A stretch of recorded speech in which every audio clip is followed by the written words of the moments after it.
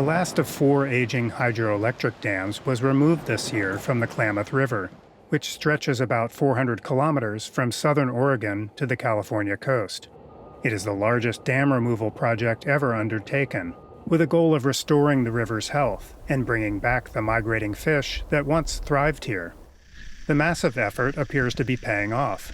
Just 2 months after the final dam was removed, salmon were spotted, spawning in a tributary of the river that has been out of reach for over 100 years. But undoing a century-old human intervention comes with its own environmental risks. Short-term pain, long-term gain. Dave Kaufman is the Lower Klamath Project Program Manager for Resource Environmental Solutions. He has been preparing for this moment for more than 5 years.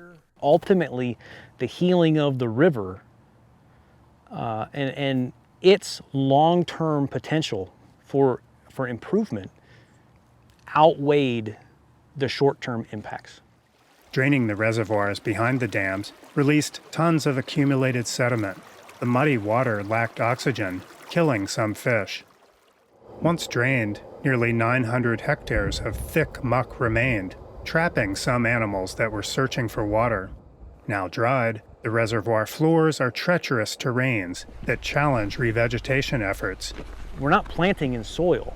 We're planting in dead algae matter that had really formed this muck of a reservoir bottom that, since it has dried, has gotten as hard as concrete. Over the past 5 years, teams of mostly Yurok tribal members have been gathering seeds from indigenous plants and trees. Establishing native plants prevents invasive species from taking over and severely limiting not only the plant species, but also the animal species that can live here.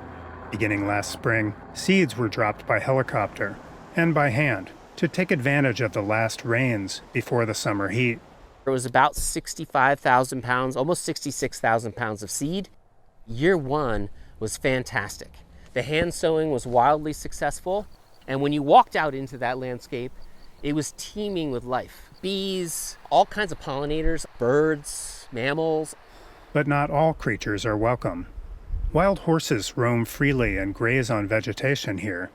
The herd, which was assembled by a local rancher to suppress wildfires, now threatens the revegetation effort. The population of feral horses on the landscape has increased from a handful to over probably 200 right now. You can see here we do have some horse damage, some hoof damage from the horses just coming in here and tearing things up.